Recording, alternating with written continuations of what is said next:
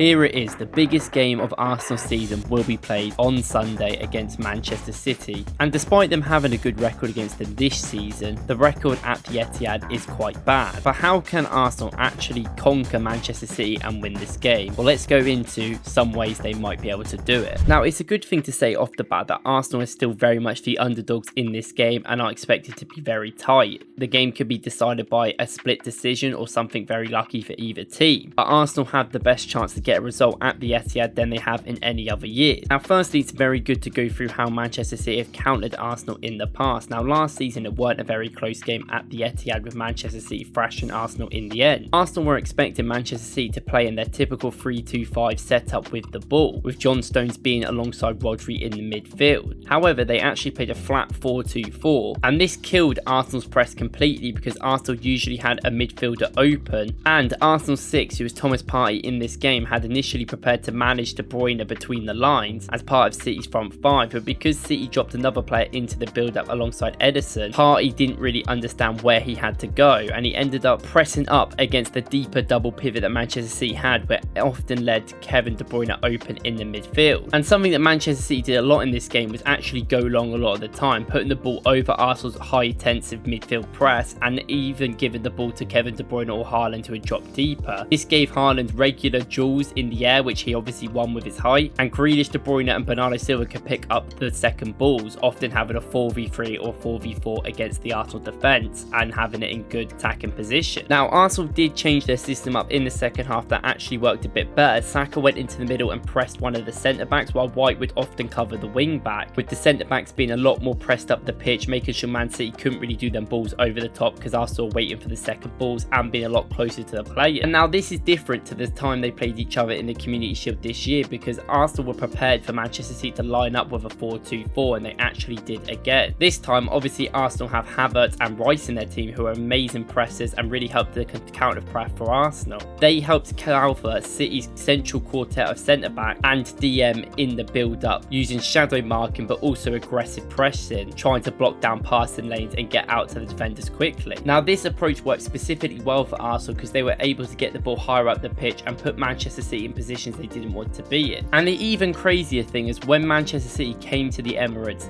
earlier on in this season, they changed their system up again on the ball, reverting to a 2-3-5, which they have never used before. They even used Rico Lewis, who came into midfield for this game and played alongside Kovacic and Bernardo Silva, and Walker and Vardiol were very high and wide on the flank. And Walker and Vardiol played very high on them flanks for Manchester City to try and make sure they had sustained attack and could try and press and keep width against Arsenal. Arsenal actually countered this in a very weird way, as they actually went more narrow, and Jesus and Trossard, the two wingers of the day, actually tucked inside. This forced Manchester City to basically end up playing the ball mostly to these wing backs, as Arsenal wanted to give them the space out there and actually give the ball deeper for players like Walker and Vardiol to have this. This is because they were not worried about the wing backs having it, and they wanted to try and nullify the passes in the middle, try and get the creative players less on the ball. Now, in that game, Phil Foden played over Kevin De Bruyne, and every time Phil Foden got the ball, Arsenal often had one of their defenders, usually Ben White, cover him and go forward, while also having someone like Jorginho, whoever's there to cover, such as Eddie on the day, to try and close down that area. It's very high risk, high reward play. And now with Arsenal's whole game plan in this game being to stop the 8s, they definitely weren't expecting this tactical system by Pep, but it kind of worked still because the 8s simply couldn't really get on the ball, and even if the wing backs got on the ball, they didn't really do a lot, especially in that first half. And in this game, obviously Nketiah was used and he had to be pressed really well with Odegaard in that role. And their man-to-man fashion, like they like to do for the build-up, and their pressing system worked a lot better because they had the physical factors they did not have last season, such as having Rice in midfield, and players like Tomiyasu and Havertz came on later on in the game. And to counter this, he actually made the two fullbacks for Arsenal go and press the wing-backs a lot quicker, but it didn't really matter because as much as Walker is quick, Walker and Vardiol don't have much attacking quality and struggled really to have any sort of impact on the game, giving Arsenal the edge in the end, and obviously the substitutions made sure they won. And it's no doubt about it, this game is going to come down to what happens out of possession for these sides tactically. Now, they have seen a lot of adaptations between the two every time they play, and even in the FA Cup clash between the teams last season, Arsenal's B team went toe-to-toe with one of the best City teams because Arsenal completely predicted what they were going to do and were able to use their pressing system man-to-man in a brilliant fashion, closing down the fullbacks and making Man City pass it down to the wing wingers and the wing backs, keeping them to get the ball back in the middle where they'd blocked off. And while Pep did have some success with this new 2-3-5 system at the Emirates, they didn't really get the wing, and they really struggled to keep the width and keep the pressure there with people like Walker and Vardy. And with the injuries to Walker, who won't be playing in this game, if someone like Nathan Ake and Vardy is there, I don't expect them to return to this system. So it's more likely that you're going to see them go to a 3-2-5 in attack with more natural wingers on their side, or a 4-2-4 system before they get into the 3-2-5 in attack. Now, I expect Arsenal will be prepared for either of these systems because of the time they've had off, and Manchester City's main 3-2-5 is actually been hindered by the fact that Stones will not be fit for this game, meaning Akanji is going to have to invert, and he hasn't done that role too much. Often, Arsenal need to actually try and get some control in this game, and in the first half specifically, he needs to make sure his tactics are right to actually have that power on the game. And I expect Arsenal, at least especially at the start of the game, is to go man-to-man in a mid-block and then sort of push off into a man-to-man fashion against the Man City defenders. You don't want to go man-to-man in all phases because you could get quite done. If someone gets turned by someone, it does cause a lot of issues trying to run back.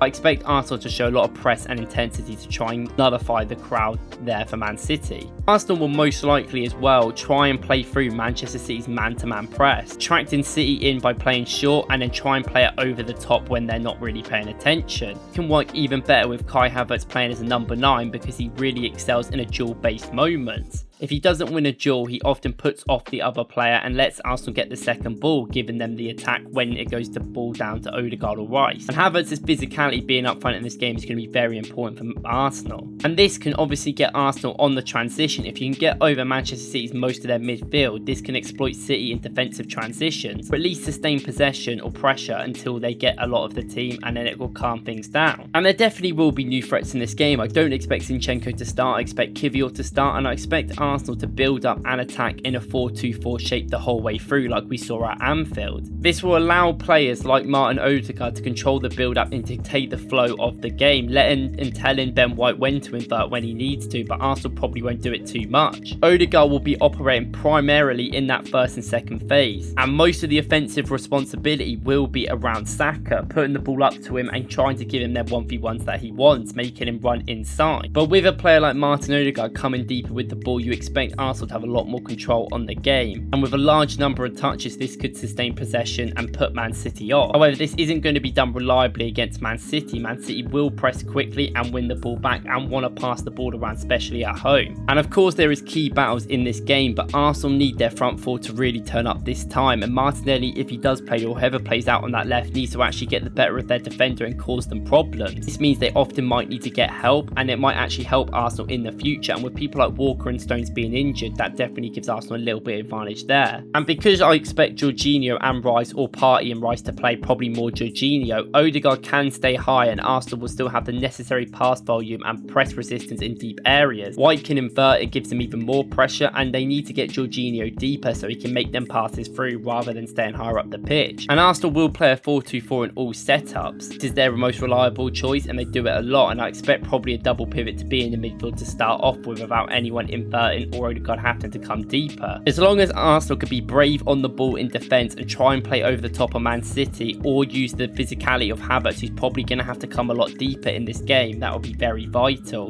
And people like Kivior's physicality also be very important as well. Now, Man City will probably have more control and they're going to be deadly all game. We know how good they are going forward. Sometimes luck does play a part of these games that you can't decide or defend, but Arsenal need to make sure their tactics are at least correct first. But remember, the psychological factor is for Manchester City to win. Arsenal are the underdogs no matter what anyone says. Our record there, we haven't won in a very long time. And being the best defensive team in the world at the moment, it won't be easy for anyone to break them down, or at least it shouldn't be. But how do you guys think the game's going to go? I think it could be very tight and could go either way. Obviously hoping for an Arsenal win. Let me know what you think of this video, and if you like this content, and if you want to watch any more of my Arsenal videos, watch one I did yesterday. Thank you guys for watching and good luck to Arsenal.